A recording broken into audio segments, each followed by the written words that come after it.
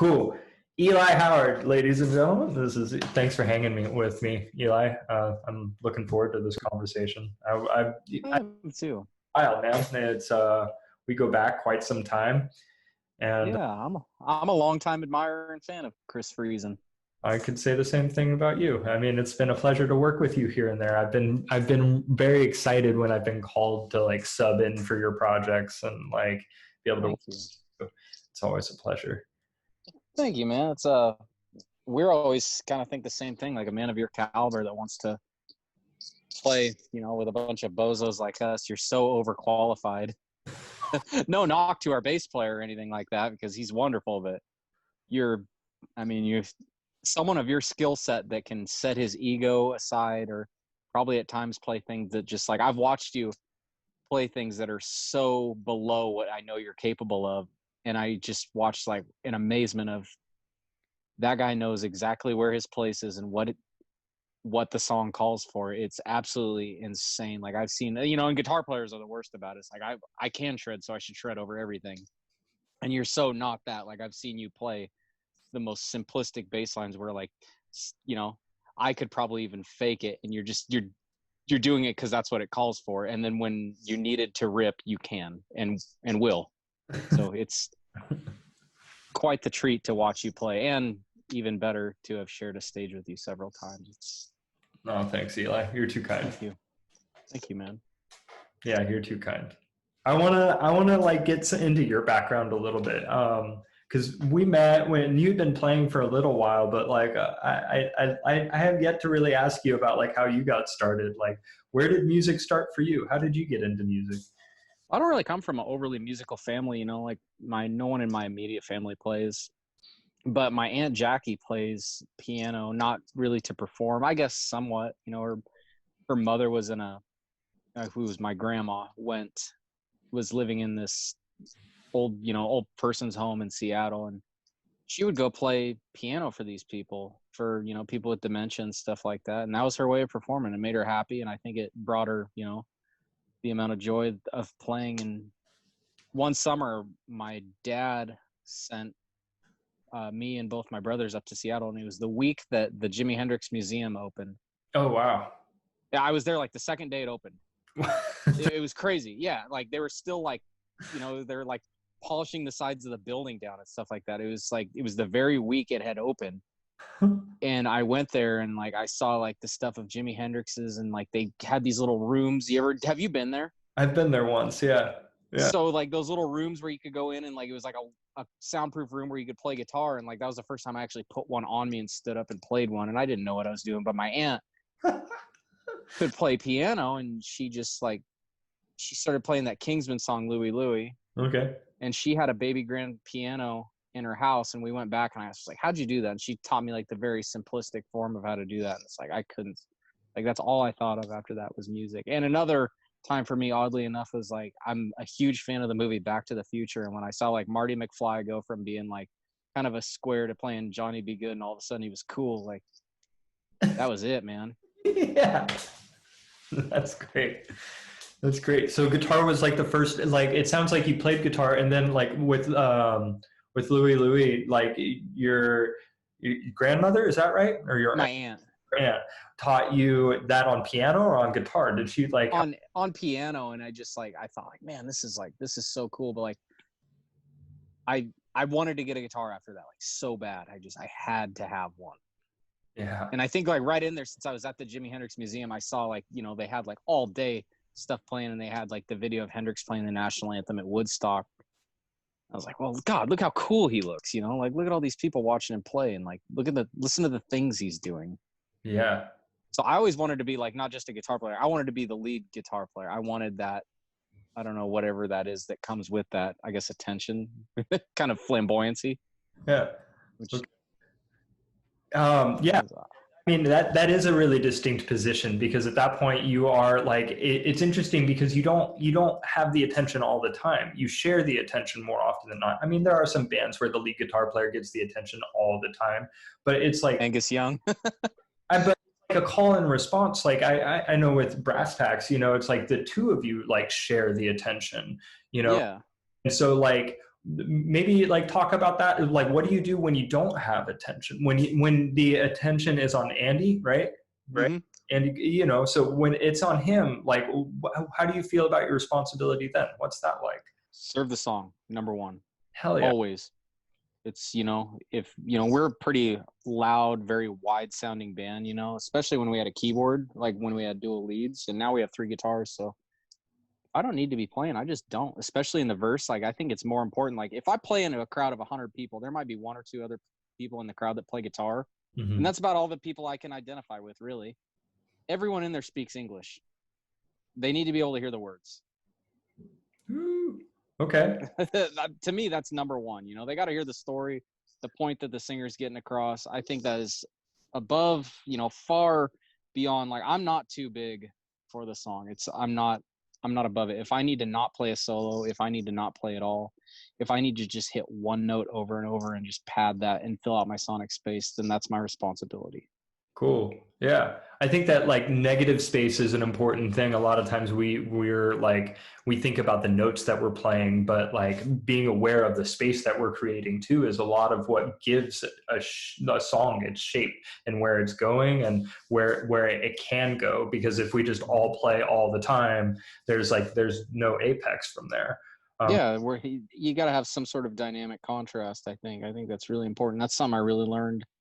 It's something I've always admired out of like really young bands too, like when they already have that, because it took me quite a long time to get that understanding of when not to play or just to play something simple to just complement what the other guy's doing. Yeah. And so like when I hear people that are in their early 20s that already have that, like, man, you're so far ahead of everyone, like you don't even know it. Yeah, it's a huge sign of maturity to It be is. to not just like play all the time, because it's really tempting. I mean, I think I hear people talk about how like the instrument can often be a buffer between like yourself and the audience, and like sometimes there's a bit of like stage fright, and it's just like, oh God, if I'm up here and I'm not playing my instrument, then the people are like looking at me directly rather than like the instrument, right? And so like, Right. think that sometimes people can kind of pad themselves with playing notes. Mm-hmm. And so like being able to kind of like rest into the fact that you're not playing anything, and that's cool. Like that's like just as applicable, is Sure. a good sign of maturity. Hell yeah. Yeah, it took a while to get used to, for sure. But I think there was one point me and Joe were on a drive somewhere, we were headed to practice, and he brought it up. Joe being our other guitar player, he was playing bass at the time. He's like, Eli, you are aware that you can play during the verses, right? Like, you don't have to stand there. It's like, it was to the point where I was, having McKay on keyboards, like I got so lazy. He's so good, and you could always trust he was going to land in the right spot. And so I got so lazy. It's the truth. Right on. Cool. What was your first guitar? Yeah. It was like a red and just like it was a Fender Strat of some type. It wasn't a Fender. It had nothing on the headstock. There was no writing on it, but it had that same, like the Strat shape on the headstock. Yeah. It said, I think it had made in China stamped into the neck plate. It was red with a white pickguard, 3 single coil pickups, rosewood fretboard. And I mean, it was a piece of crap. It buzzed, but I think having a piece of crap as your first instrument is like a rite of passage. I think you should always start on a very subpar instrument. So many people that I know that bought $300 to $500 guitars, hardly any of them stuck with it. I honestly, I truly believe that. Like, at least for guitar players, I think a lot of people have big dreams to become guitar players, and I think there's a pretty high dropout rate. But a lot of the people that I knew that started out on that crappy Squire Affinity package or whatever, I think a lot of them stuck with it. And once I got something decent, I felt like I'd taken the boxing gloves off my hand and like I could play, because I'd been fighting this piece of crap and not even knowing it, because I didn't know what good was. This was my standard of what a decent instrument was, is what I was given for Christmas by my parents when I was 12, and it wasn't great. It buzzed really loud, and it never stayed in tune really. And it was, you couldn't get any like high end out of it. It was not a great guitar, but great to learn off of. Yeah. I'm grateful for it. Yeah, that's really cool. But yeah, it's a solid point. I mean, I think that it is really tempting to just like want to jump to a high quality instrument right out of the gate.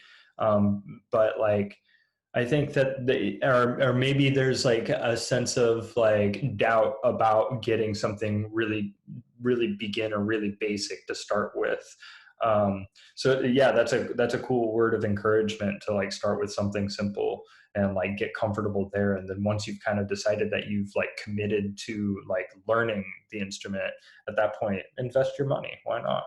Yep. Get to where you can fluently play some chords, learn your G, C, and D, your usual suspects, and reevaluate from there. But I'm glad I ended up on the one I did, and because like I said, once I got some even slightly more decent, it was what a world of difference. It's like, wow, you know, how could it get any better than this? I was super grateful. I don't, I played it every day. Yeah. Hell yeah. That's So you had mentioned Hendrix. I'm kind of curious as to what other musical idols you kind of grew up admiring, and like who got your attention when you just started like playing. Once you started playing an instrument, who really had your attention? Hendrix for sure, like very first. Well, we grew up in the same town, so I'm sure you remember this. There was a Hollywood Video in Malala, and there was this very narrow area. There was like horror, drama, or whatever, however the genres of movies were situated. And there was like one really, like the whole section was only like 4 feet wide, and it said special interest. And I remember that caught my eye one day, and I caught them Hendrix's performance at Woodstock. They had it on DVD, Wow. and I rented it. I probably rented it 20 times. And then I had a friend that I went to school with, and he kept telling me how Jimmy Page was better than Jimi Hendrix. And I had never heard of Jimmy Page or Led Zeppelin. He said the movie The Song Remains the Same. Well, right next to that was, that movie. Yeah. So I rented those two movies, I don't know how many times. So there was that performance of Zeppelin at Madison Square Garden, like, I don't know, 75 or something like that. And Yeah. so, like, not long after I started playing guitar, and I mean not long after at all, I had, like, those guys are still the gold standard for rock and roll. Like, people, how old was Hendrix when Are You Experienced came out? 24. People are still trying to mimic what he did all Right. those years later. Yeah. So I was pretty fortunate that I just kind of stumbled into that, because my dad's listened to talk radio since he was a teenager. He never listened to music. He didn't get it. He didn't know who Jimi Hendrix was, and he grew up in that era. That's wild. That's hard to fathom. He thought Pink Floyd was a guy, a person. He had no clue. He had absolutely no idea. So I was pretty fortunate, just like, and kind of one thing led to another. Like, I heard of Hendrix, I heard of Jimmy Page, and then somehow I heard about Randy Rhoads, and like I ended up, like, one summer, like the summer after I got my guitar, I bought a copy of the movie or the album Blizzard of Oz. So I had pretty high standards to begin with, or good heroes anyways, good influences. Yeah.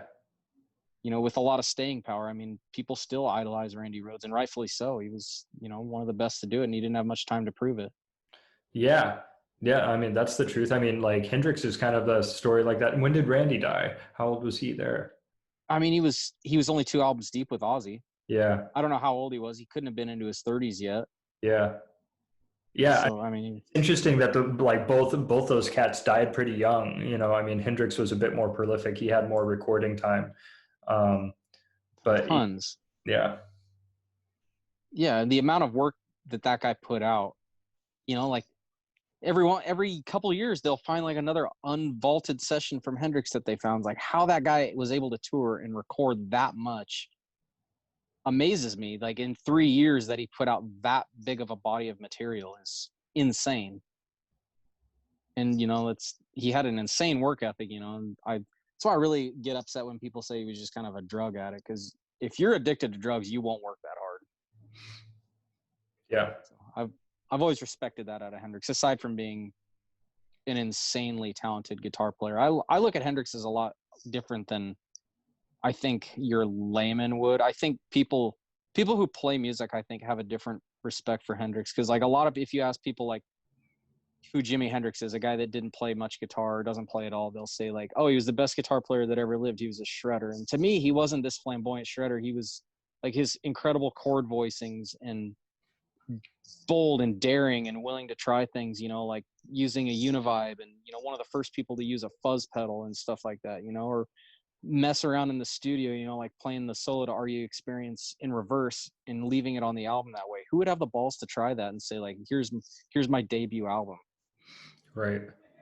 Right. And there was no, who was he copying? He was setting that standard for everybody.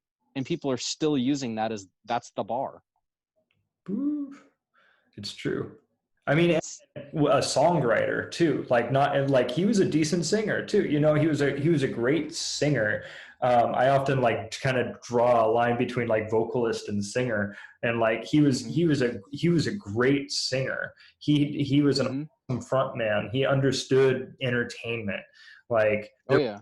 interesting to like, and that's a big thing. A lot of times like musicians will have one of these elements, like whether they're like really good at their instrument, or they're a really good songwriter, or they're a really good entertainer, or you know, it's just like, but he had so many of those elements at such a high level that he set the standard in a lot of different ways. Yes, he did. That's why I've always I don't know how up you are on some of the newer stuff that's going on, but there's to me he's the best songwriter of the modern generation. His name's Jason Isbell. Okay, no, that's new to me. He's got it all. He's an insane, I mean, outstanding guitar player. His songwriting's so good you forget what a good guitar player he is. Yeah. And he's in his love for guitar, you know, like he just recently purchased one of Ed King from Leonard Skinner's guitars after he passed. Like his family sold him this really, really rare Les Paul to him, and he said, I promise I'll play it. You know, like his love for guitar is so insane. If you I don't know if you have an Instagram or not, but he'll put out short videos of him playing. It's like, whoa, like his songwriting is so insanely good, and that's what he's known for. Like when you watch videos of him just playing guitar, you're like, oh shoot, like he's also that good at guitar, and he's that good of a singer. You know, he's across the board just an insane talent. He's probably like a once in a lifetime type of person. John Mayer was quoted saying his songwriting skill, he gets to live where most people can only visit. Woo! Yeah, that's he's yeah, if just listen any album, like you don't even have to like, I don't even have to like pinpoint, like if you're gonna put on one of his albums, I guarantee you will be wowed by his songwriting. But like that's what I've always noticed is like, especially with like really good songwriters, if like say Bob Dylan, they can play guitar enough to facilitate songwriting, or John Prine. mm-hmm. But for him to have the skill set that he does as a guitar player and be the songwriter he is, it's just, to me, it's a rarity. Like it's a one-off. You'll probably never see someone quite like that. Mm. Definitely a hero of mine, especially for the modern age, for sure. Yeah, I'll be sure to check it out. Thanks for the reference. Absolutely. His band is called the 400 Unit. The 400 Unit. Yeah, Jason Isbell in the 400 Unit. He's insanely good. All right. Here, I'm kind of curious about like different communities that you affiliate with, different bands and like recording experiences. Like, tell us a little bit about your experience performing and like who you've gotten to play with and what that's been like. Man, I've been lucky. I've got to open for a lot of my heroes and stuff like that, or, you know, guys that are much bigger than us in the circuit we're in. We've been really, really fortunate to land on a couple festivals, like multi-band festivals, where we're on the same bill as like my favorite band, Whiskey Myers. We've shared a show with them twice now. Yeah. And, you know, I've got to hang out with them a little bit and call a couple of their crew members. Like I consider them friends, you know, like their sound guy. I just shipped in, they're huge Dutch Brothers fans. They can't get it in Texas. So just 2 days ago, I shipped a box of cans of cold brew to their sound guy. So I've been so fortunate, you know, and just, I don't know if it's just by luck, or I think our music is good, and I think we try our best to be personable and nice to as many people as possible, and so people like us by our character. But I've been super fortunate to do a lot of great shows with a lot of bands that I really, really love and admire. Like Shane Smith and the Saints is one of my favorite bands, and he goes around and wears one of our hats all the time on stage, wherever, you know. That's cool. It's sometimes it's, you know, I've been a fan of them for quite some time, and then we finally got to do our show with them, and we gave him one of our hats. Just like I said, here, man, have this. And he put it on, he wore it for the show, and I think, oh, you know, that was a nice gesture of him to do, you know, show, you know, for the podunk band from Malala. And it's like, it's a year later, he's still wearing our hat. So it's Yes. Yeah, it's been quite the treat, man. It never gets old seeing too, like it's he's an exceptionally good human, and so is his whole band is. They're really, really awesome, and they've shown us nothing but respect. Yeah, excellent. Any cities that you've gotten to play in that really stood out to you? Like in your travels, what's been profound? Anytime we go to North Carolina, it's really something. We got pretty good following there, so I really like it in North Carolina. I really like it. Starting to get a really good following around the Twin Falls area of Idaho. Hmm. People in Idaho really like us, and they look forward to seeing us again. And I've made friends with people over there. It's really neat to just get to go back. We don't get to go back nearly as often as I want to. I want to be gone all the time playing. I don't, you know, when I'm moving, that's when I feel like I have a purpose. Yeah. So, I've got to cover a lot of the United States. We went clear to North and South Carolina. I saw the Atlantic Ocean. We drove the whole way. Yeah, man, So you gotta cross through a lot of states before you get there. for sure. And we played at almost every one of them. I don't know. I don't think there was a state that we just passed through. We kind of nipped through Georgia to get to South Carolina, but so we didn't play there. But for the most part, we played in almost every dang state on the way there. It's a really unique gift being able to travel and play music. It's like what it does to like my understanding of community. It warped my understanding of community at the point that it's like I have these people that I've met across the globe, and they've touched me, and like I've touched them in such a way that it's like I may see you once, twice, who knows, maybe more in my lifetime. I don't know how often I'll get to meet some of these people, but like the internet facilitates like being able to like stay in touch with people, and like it's really profound to be able to like meet somebody under like a short circumstance of like a concert, and Mm-hmm. an evening with somebody, and being able to like make a solid enough connection to like stay interested in one another despite the fact that like that was like maybe the only time that you'll see people in person. It's a bizarre experience. It is, and it's one of my favorite things about it. Like some of my good friends that I don't get to see near as often as I'd like to. It's because they showed up at a show, and we really pride ourselves, especially anytime, and all gigs are important to us. But when there's a crowd there, as soon as our instruments are off stage, we're over at our merch booth. We want to meet you guys, and our particularly this time in Louisiana when we got to open for one of my favorite bands, Whiskey Myers. My friend, now I call him my friend, John Mayfield. I didn't even make it to our merch booth. He was standing right in front of the stage, and he flagged me down. He's like, "Man, you guys are great."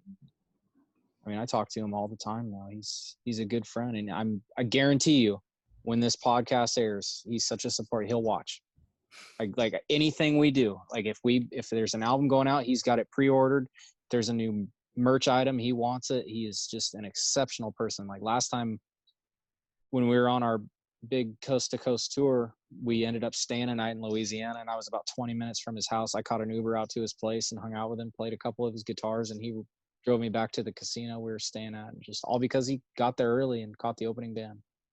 That's cool. Yeah, those are really good stories, man. And one thing that I really appreciate about what you said was like having this mentality of wanting to meet the people, like getting on Oh, stage and like going and meeting the people, like meeting the listeners, the audience, and like engaging with them as people. Um, yeah, it's huge. That's a really important facet. absolutely, it is. We don't have that big of a fan base, but I still take pride in the fact that I have shook hands with probably damn near every supporter we have. And if I haven't yet, I want to. I want to thank them. That it's important to me.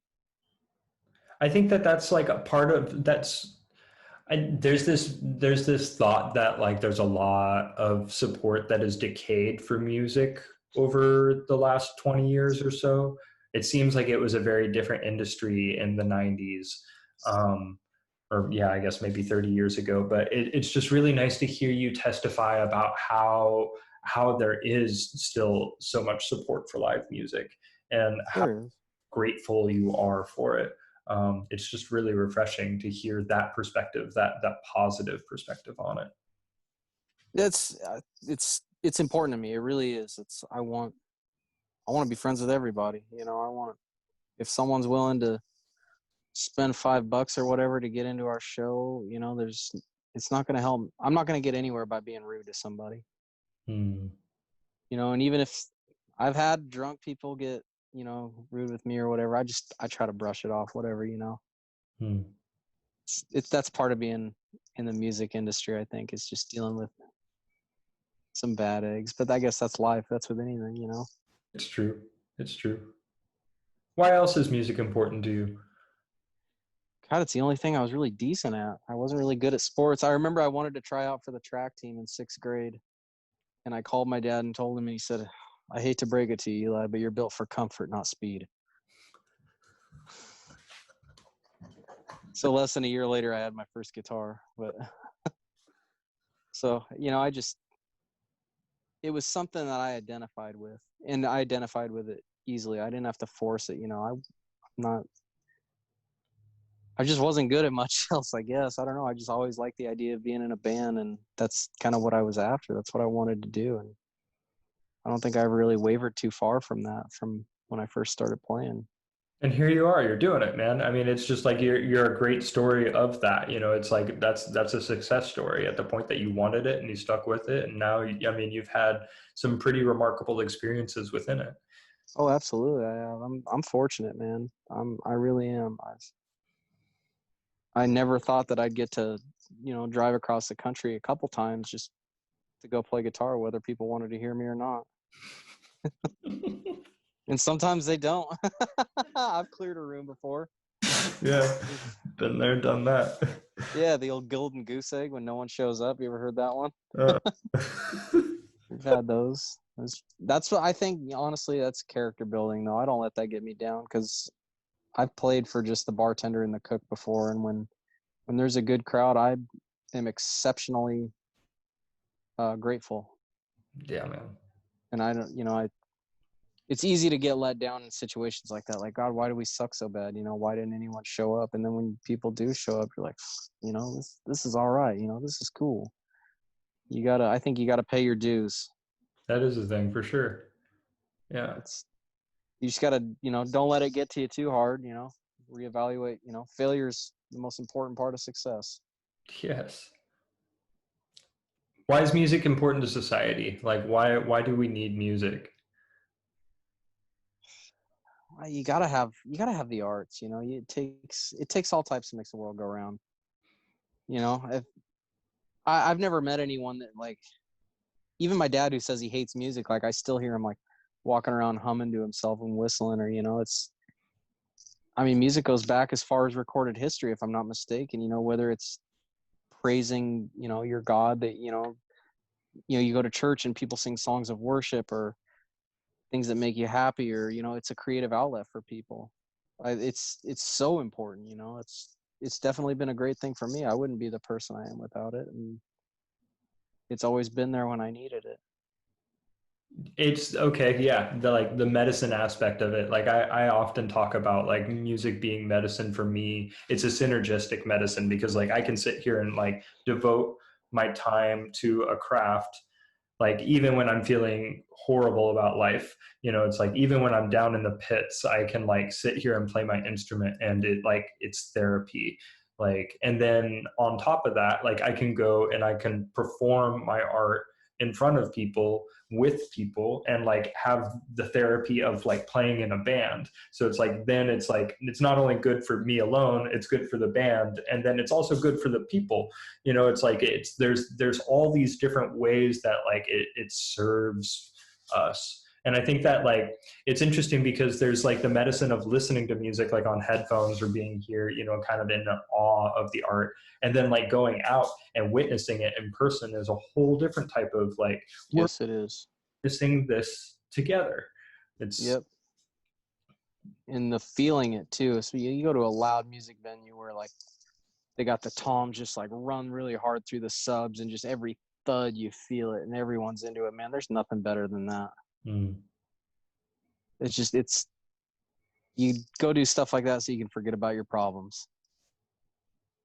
I love it. I love going to live shows. When I go to concerts, I'm right up front. When we open for bands, as soon as our stuff's off stage and I've shook as many hands as possible, if it's a band been, that I'm jacked about, I don't watch from the side of the stage. I'm right there with the people. Yeah. I'm usually right up front, man. Yeah. I want to be a part of it. I'm so into this, in every facet. The stress, the fun part, the notoriety, all of it. I love it all. What are the stresses? What are some of the things that like what are some of the challenges? I know that like a lot of times people talk about like the financial challenges of musicianship, but I want to try and like put those aside because I feel like most people have heard that story of like, oh, the gear is expensive and you don't make a whole lot of money and like, but like outside of the financial problems, like what are some of the other challenges of being a musician? Well, actually, luckily for me, if we want to touch on the financial thing, I haven't taken a paycheck from Brass Tacks in almost 2 years. There you go. Playing music doesn't owe me shit. My cut of the money, I don't expect everyone to do that. And I would never tell everyone they need to do that. There's sometimes where we all kind of agree to that. Like if we're trying to fund an album or something like that, or try to, we'll try to come up with some sort of an agreement. Yeah. Playing music doesn't owe me a damn thing. And I think the fact that I'm not chasing down a dollar, I can just worry about enjoying music. Yeah. And I think when you stop worrying about money, that's probably when it's going to start showing up. Yeah. Music doesn't owe me a dime. I enjoy it. Playing music is a day off. I don't need a day off from playing music. So money doesn't mean jack shit to me. I don't want it to cost me money. Like when we negotiate something, when there's a good payday, trust me, I'm I'm excited for that. When I hear that there's X amount going into our band's bank account, that's wonderful. That's money's a tool, and it's no more than that. It's also a really great way for someone really great to turn into a real asshole. So I don't care much for money, and I try not to pay much attention to it. But other stressors, booking, is my gear going to break down? Are we going to make it there in time? Why is the sound guy late? Let's go back to booking. Like that's an interesting facet. I mean, like what's so tricky about that? Like what are you finding what are the challenges there and what are you finding that works there?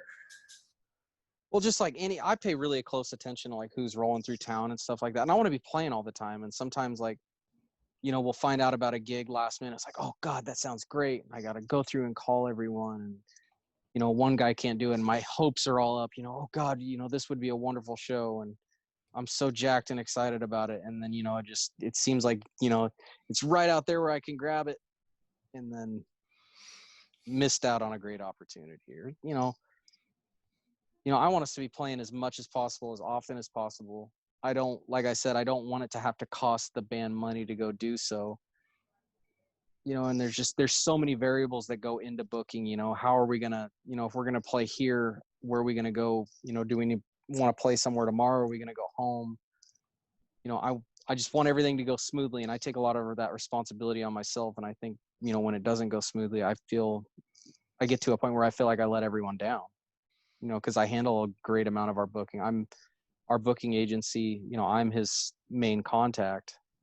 So I have to keep my eye on the ball on a lot of stuff, like when there's a gig opportunity, it's usually a text to me and it's my responsibility to convey that information. And I kind of have to play back and forth when people ask questions and stuff like that. Cause like for me, I don't know, it's just cause I'm bullheaded or stupid or whatever. Someone says, hey, there's a gig here on this date. Cool. I'm open. Let's do it. And that's all I need to know. Other guys want a little bit more details in that. Sometimes it's hard for me to pound that through my thick skull. Someone might be a little bit worried about how much it's going to cost. And then I have to go back and forth. And then, a gig for, an answer for me that took 5 seconds, like, yeah, I'm open. Let's do it. It can be frustrating when, when it takes me longer than that to finally get an answer back, when it takes 2 to 3 days to say, no, sorry. How far out do you often find yourself thinking about these things? I know that now is an exception, but like when you were busy, like how far out were you thinking? How far out were the opportunities? I try to go 2 to 3 months, if not more. Yeah. I want enough time to build it up and build a buzz for the show. And then, there are those shows, hey, next week they want us. Yep. There's a couple times Mike D, the booker from Dante's, he said like, hey, band dropped out next Friday. Can you do it? Yep. And he was always super cool about it. He goes, I know you don't have much time to build this up, so I'll pay you as much as we can. And he was always super fair about that, so. Yeah. Cool. Right on. Um,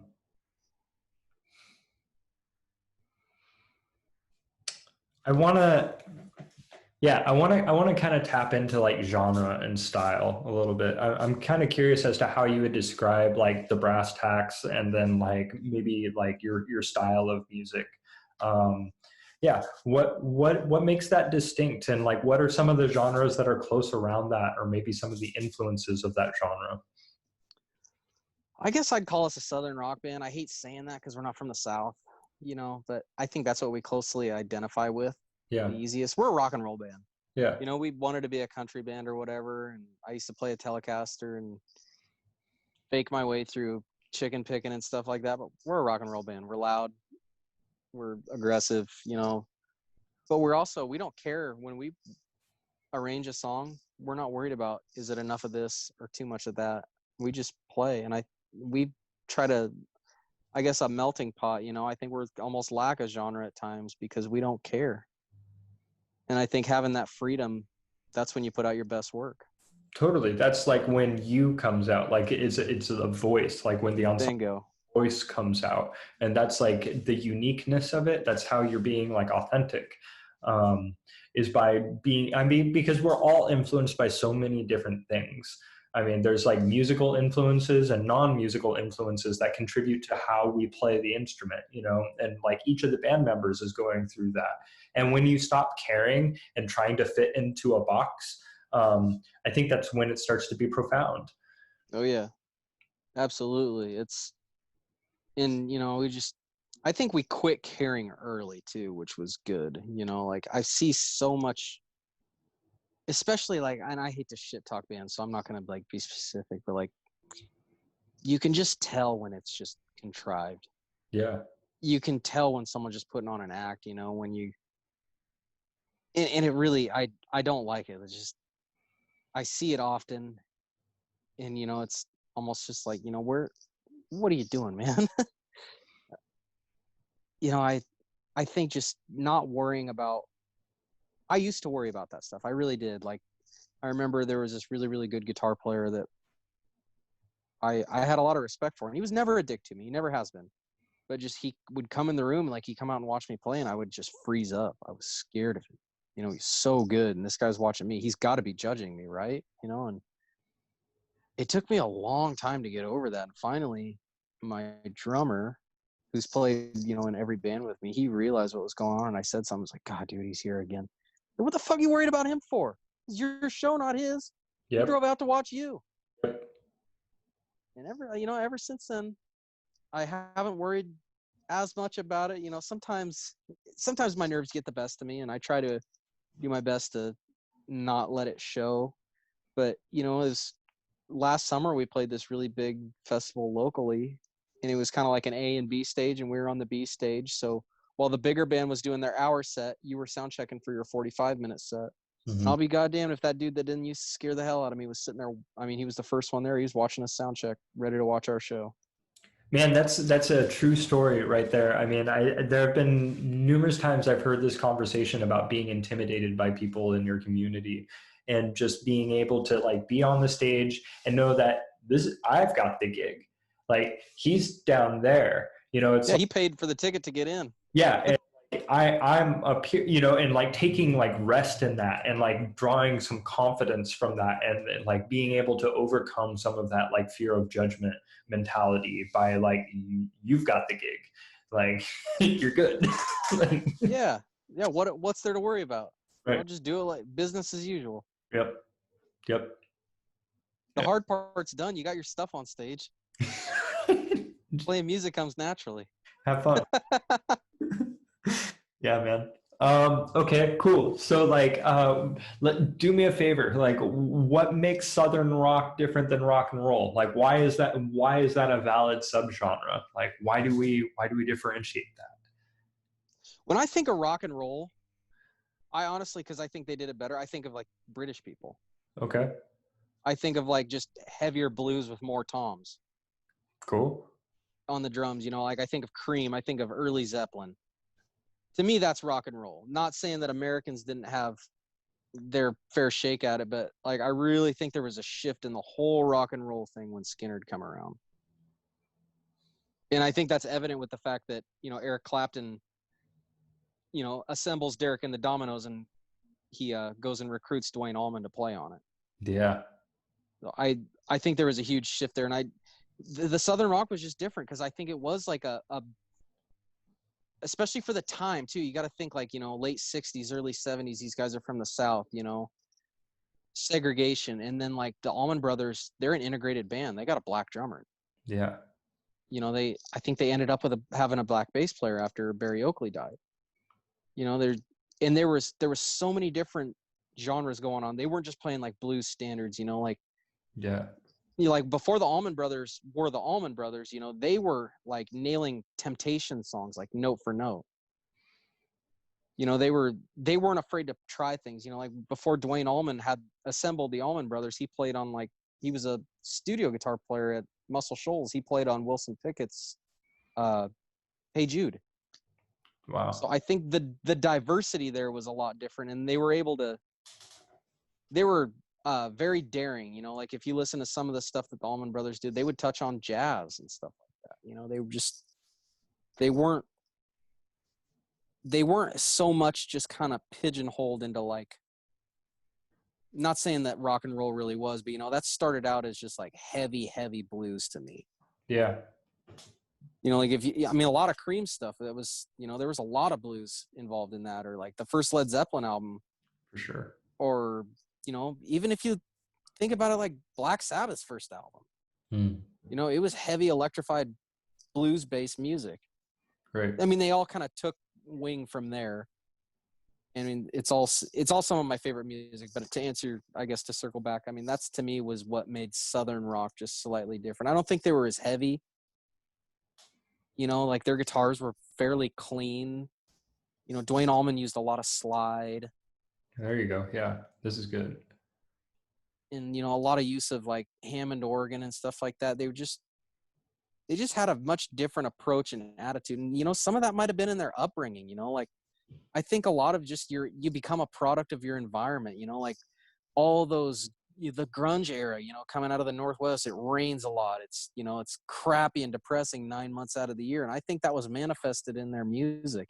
And I think being from the South manifested something different as opposed to being from the UK or, bands from Boston or LA, like the Sunset Strip movement, all those bands kind of fit in their niche area. And I think a lot of that had to do with just being a product of your environment.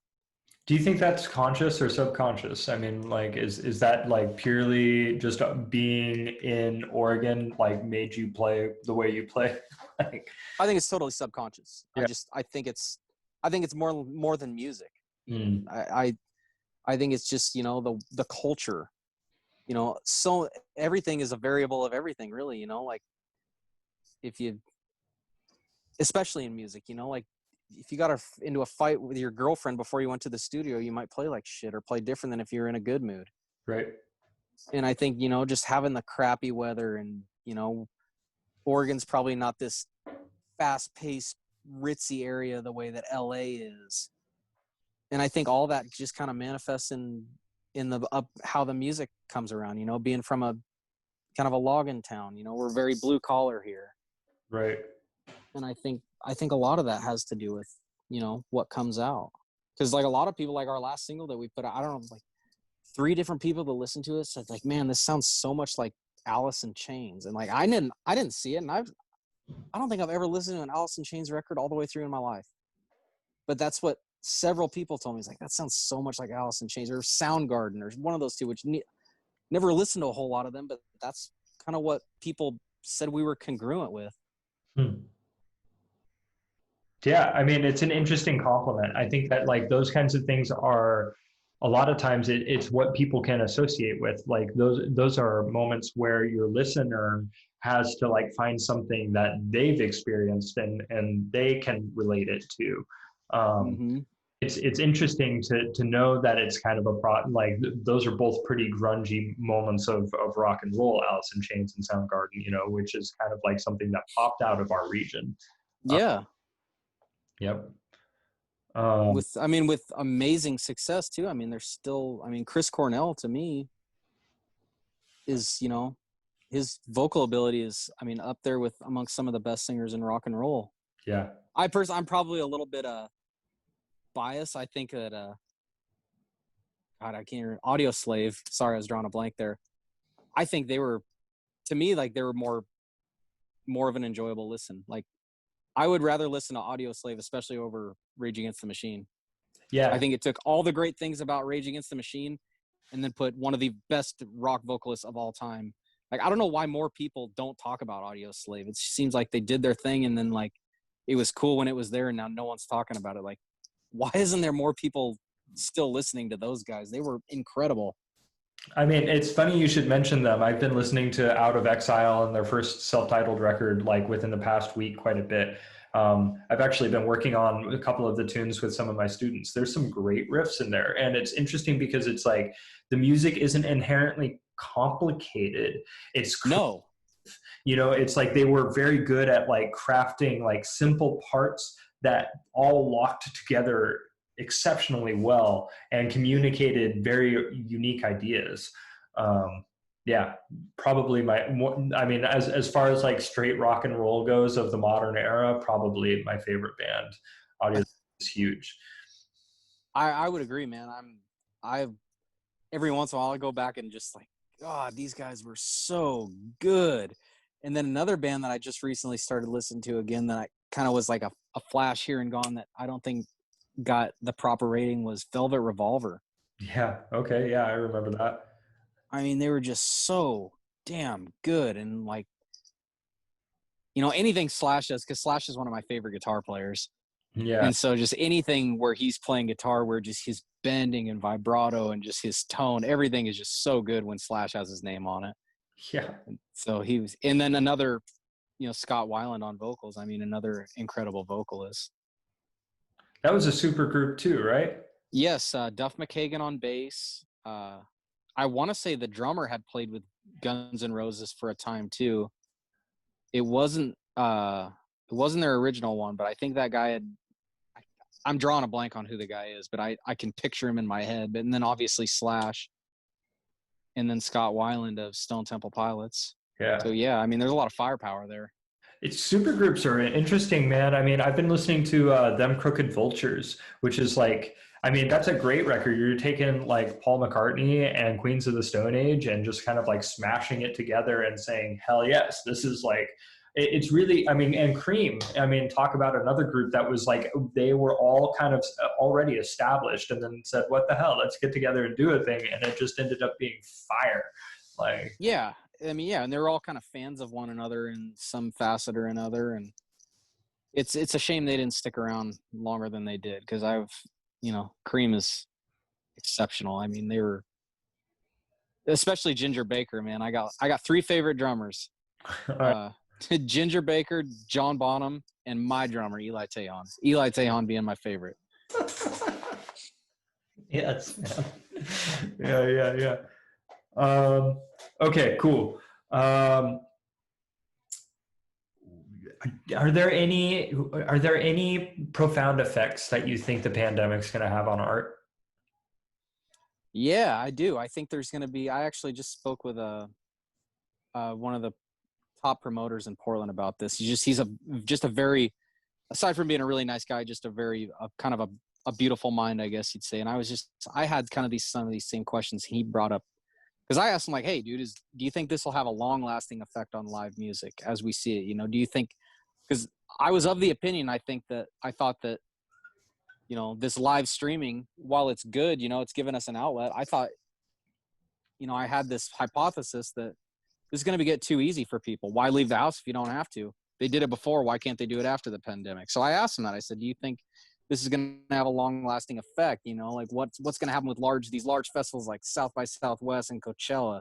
Do you think they'll just move to streaming it and people will quit showing up? And he said, no. His opinion, or the way he foresaw it, so I'm just kind of paraphrasing, but I subscribe to a lot of his ideas, was live music is done for this year. People gathering in large groups in venues. He said he doesn't see anything big happen until May of next year. he also said, sorry, I'm drawing a blank here. You're good. Man, I don't know. I'm sorry. I'm so sorry I draw a blank here. He thinks that once this does break out, once we are back to life as we know it, I guess, or, life after the pandemic where people are going into music venues, he said there'll be, a lot of us got to reschedule shows. He says there's going to be a high demand for venues and, a very large supply of musicians. We all want to play. Right. I mean, what musician doesn't want to play music right now? Right. I guess, I mean, not right now, but, I want to get out and play if it didn't mean, putting a bunch of people or myself at danger. Right. So he is of a very strong belief that once this blows over and we're back, there might be a very large and quick uptick before it, evens off and just goes back to, Friday, Saturday, us going, I think there's going to be a big charge for the gate at first. Yeah. Well, which might be good. It will be good. I mean, I think that it is good. It's going to definitely there are bands like that I'm participating in talking about how to prepare for that. But like on the other side of that, we have venues that are in decline, right? We have venues that are closing because of lack of business. Yep. And so it's just like, that's just going to make it more intense than it already is. Yeah, it's going to make for kind of a cutthroat market, probably. Yep. And also the economies. I mean, when we get out the tail end of this, the economy is not going to be great. No one's going to have any money.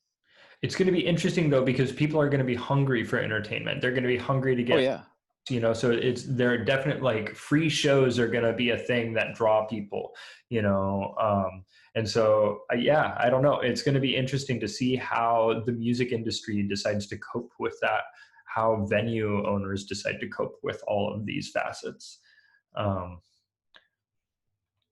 Yep. I guess we'll just cross that bridge when we get there. I mean, I don't think this shit's gonna last forever. We're gonna ride it out. It sucks. I think the part that leaves so many people hopeless is, if someone tells you can't do something till this day, probably not that big of a deal. But when they say you can't do it until we say so, and we don't know when that day is, that's when I think people start to become restless and, and angry. And I experienced that, we just had to cancel our gigs for the weekend because just, we felt it was the right thing to do. And I've been looking forward to these shows. It was, all right, I'm going to get out and for a weekend, things are going to feel normal again. And then last minute this happened and I was pissed. And I knew I was coming off as vocally angry. I was talking to a member of my band and I said, dude, I know I'm probably coming off as a dick right now. And I don't know how to focus my anger. I know I'm angry. And if I'm coming off as angry with you, I apologize. But like, I'm so frustrated and I don't know what to do with my one de-stressor that I have in my life. I don't have any other hobbies. I don't hunt. I don't fish. I don't drive fast cars, none of that stuff. I don't own a gun that I go shooting out in the woods. The way I forget about, my outlet is music. And now I can't do it. Cause my big thing is like, I love playing music, but I like performing. Right. I like all that. I like being on a stage with, in a hot venue and just all the unfavoring things that come along with that. I welcome all of it. I love even some drunk asshole talking too close to my face with bad breath. I welcome it all. Every bit. I know it all comes with the job and I like it all. I like to be the first one to show up and the last one to leave, and I don't want to leave till I've thanked even the janitor. I love being in that space. I can't. I haven't been able to for, pretty much all year. So it's left me angry at times or just not knowing, I try to be cognizant of when I'm being maybe difficult to be around, like try to let the anger end with me. I don't want it to trickle down on other people, but it got the best of me the other day for sure. It's challenging, man. I mean, like, I feel like I cope, it's like I'm trying to cope with something similar in the sense that, typically, like I would have played, 50 shows since March.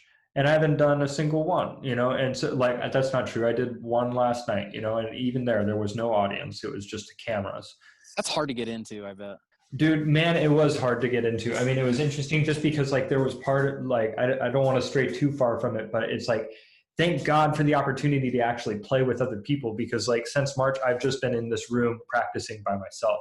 And so like at that point, at least there was a drummer, and like there was a guitar player and some people singing and playing horns, and like this is awesome. Like even if there's nobody here, this is awesome. Like it was interesting because I was talking to another band that was talking about doing some streaming shows, and I'm like, man, I don't know if it's just me, like my inner old man coming out, but I'm pretty disenchanted with the idea of streaming a show. But like once I got into that environment and did it, it was just like, this was pretty good. Like I'm grateful for this. This was like good medicine just to play with y'all. It's good for you for looking at the upside of that. That's a good quality to have, especially as a musician, because it just takes one negative attitude to bring the whole group down. It's true. It's true. And I mean, to be honest with you, I don't think I really like was aware of the benefit of it. Like, I don't think I had the clarity of the positive until after the experience was done, you know, and it's just like, I was like in the midst of it and just like in a trance playing music. And then I got done afterwards and I kind of like looked around and I'm like, yeah. This was great. This was like old times. This was like 2019.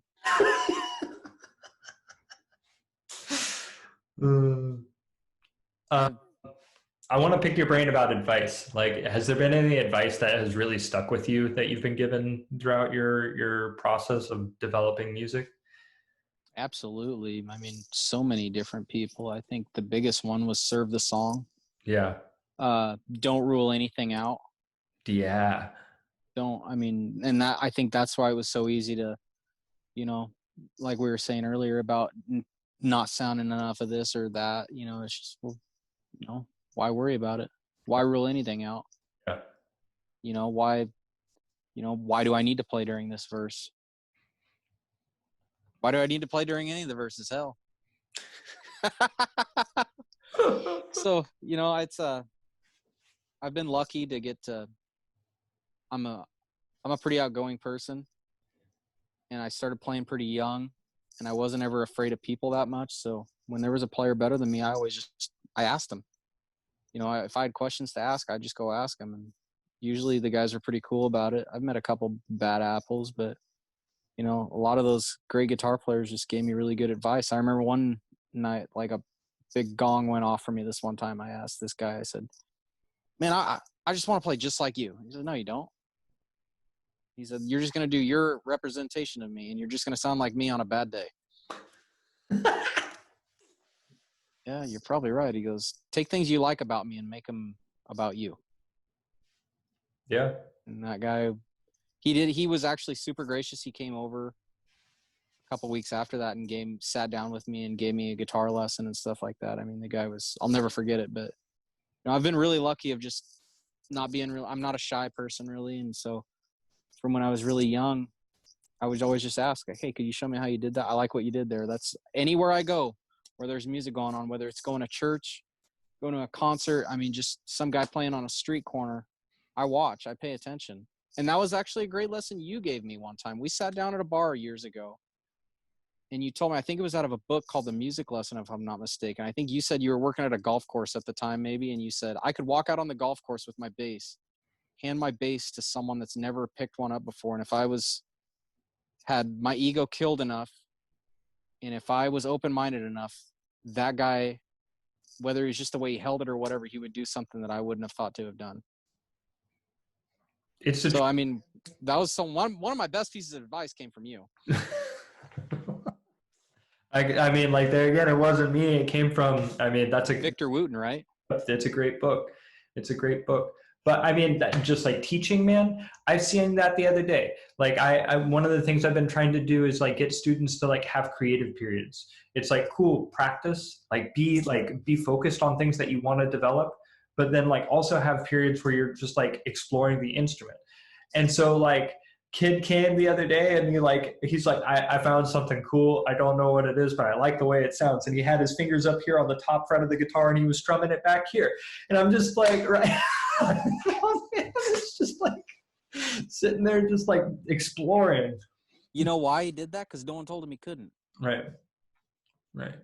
And there's a Guy Clark song that said that no one told him he couldn't fly, so he did. Yeah. Yeah. I mean, I would have never thought to have done that.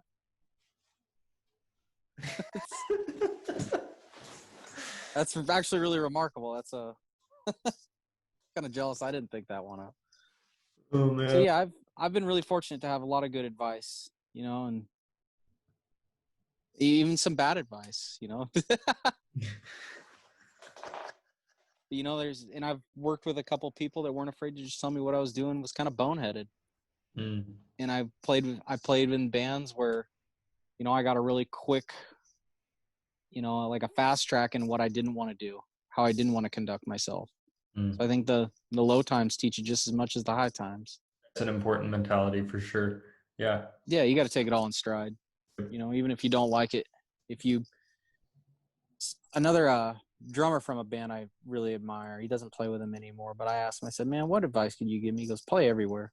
Even if you know it's going to suck. He goes, if you have the right attitude, you'll walk out better. Yeah. So I hate turning down shows unless it's just something that's just doesn't seem at all worth it. I try to remember that piece of advice because it definitely helped me. Yeah. Even if it's just playing with a guy that can't keep time or whatever, anything, like going to an open mic night and some guy's just really just not good, like, well, what could I have done? Maybe I needed to pay closer attention. Maybe I needed to play in between what he was doing better. You can always derive something positive out of it if your ego's small enough. Yeah. Thank you, Eli. This is I've really been enjoying this. It's been a treat to talk to you, man. It really is. I've always admired, I've always said about you, and probably mostly when you're not around, is if there was any player that I've ever met or been around that had the right to have a big ego, it was you. And you don't, so no one has the right to. I truly believe that from the bottom of my heart, man. Like there's never been a time like I don't remember you ever being bad. You just kept getting better. Thanks, man. It's really kind.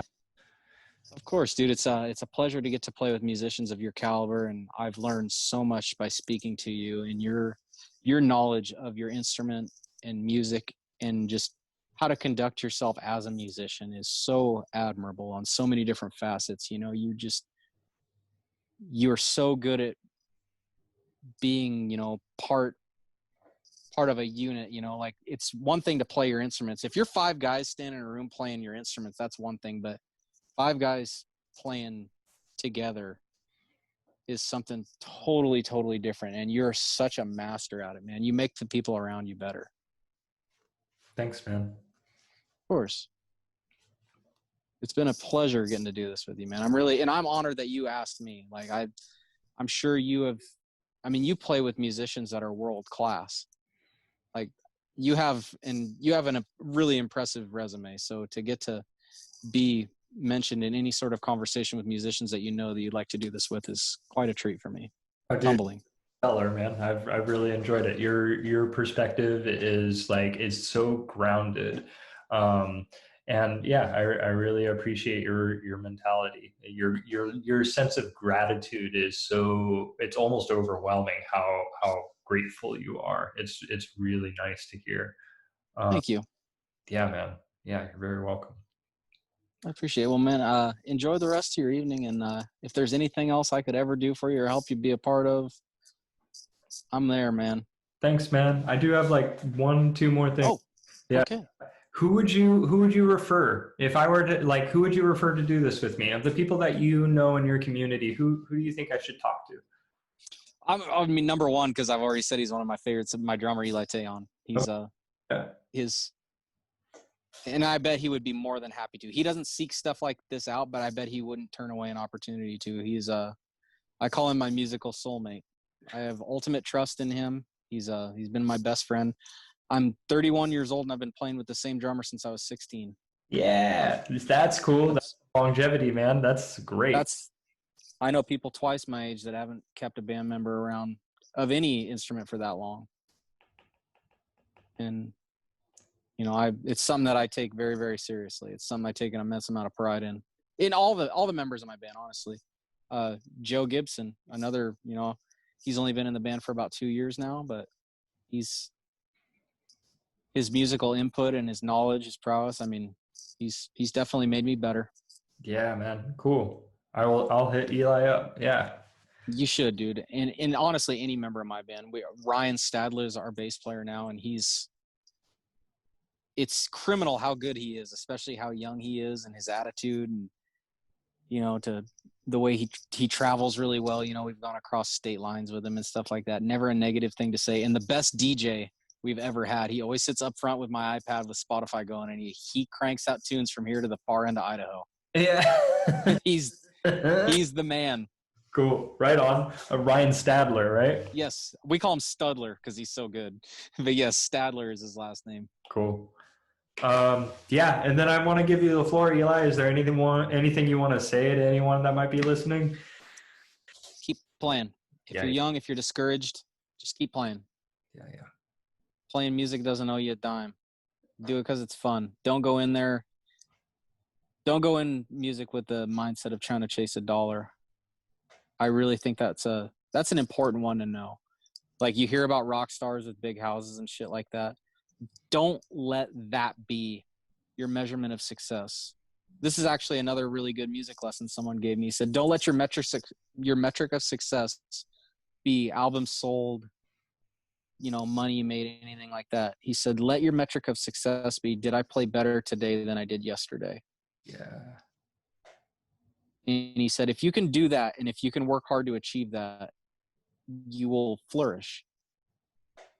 And this guy was an amazing player. He's a really, really good player. He was a joy to play with. Excellent. So. Again, thank you, Eli. Yeah, this has been a pleasure.